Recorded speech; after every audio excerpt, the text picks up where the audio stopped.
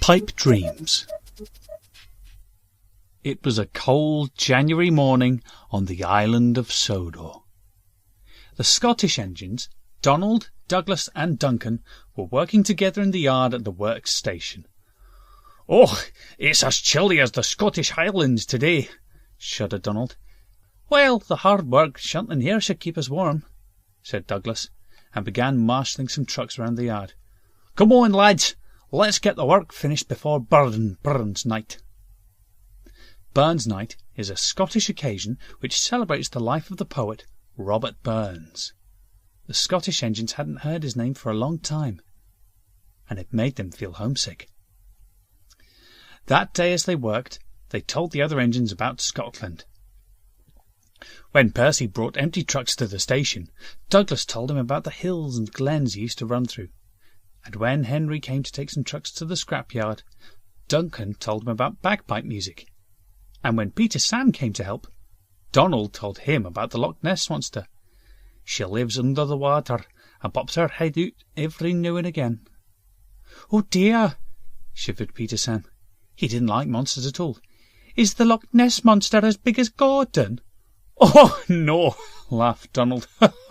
"She's about as big as 100 Gordons." "Oh, no!" Peter Sam squealed and raced back to hide in the shed. That evening, the Fat Controller came to see Peter Sam. He had an important job for him. "I want you to go to the wharf and collect something special," he told Peter Sam. "It's to be freezing fog tonight," the Fat Controller advised, "so you'll need a lamp."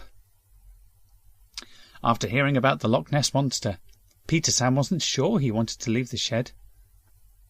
But he didn't want to let the Fat Controller down.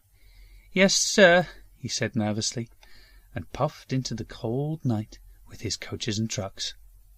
The men at the wharf loaded his train quickly, and Peter Sam set off back to the junction. The fog was thick, and he could barely see ahead of him.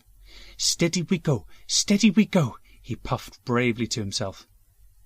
Soon they reached the Lake Loop line, where Peter Sam was soon to turn around his train. Peter Sam stopped. He was terrified. The lake was very dark. He began to think about what Donald had said about the Loch Ness Monster. "What if there's a monster here too?" he whimpered. He tried to pretend he was safe in his shed, but an eerie noise made Peter Sam jump. He put on full steam and raced back down the line. As he hurried around the lake, he had 3 loud splashes in the water. "Oh my! Oh!" Donald, Douglas and Duncan were waiting in the yard when Peter Sam came rushing in. "I saw it! I saw it!" he squealed to Donald. "So what?" asked Donald. "The monster!" Peter Sam shivered with nerves. "It made a strange sound." All of a sudden, Peter Sam heard the sound again, coming closer and closer. Donald, Douglas and Duncan laughed and laughed. They knew exactly what it was. A man stopped beside Peter Sam, carrying a set of bagpipes. "Oh, sorry, didn't mean to alarm you. Was tuning up there." "Your train's full of things for a Burns Night supper at the town hall," Duncan explained. Peter Sam was surprised to find people in traditional Scottish dress walking up and down the platform, and workmen lifted boxes of small round objects out of his trucks and towards the town hall. "That's the haggis," said Peter Sam's driver. "When you rushed around the lake, some of them flew out and into the lake. That's what made the splash." Peter Sam was very glad to know that there was no monster in the lake after all. At last, Burns Night came, and the engines had some surprise visitors.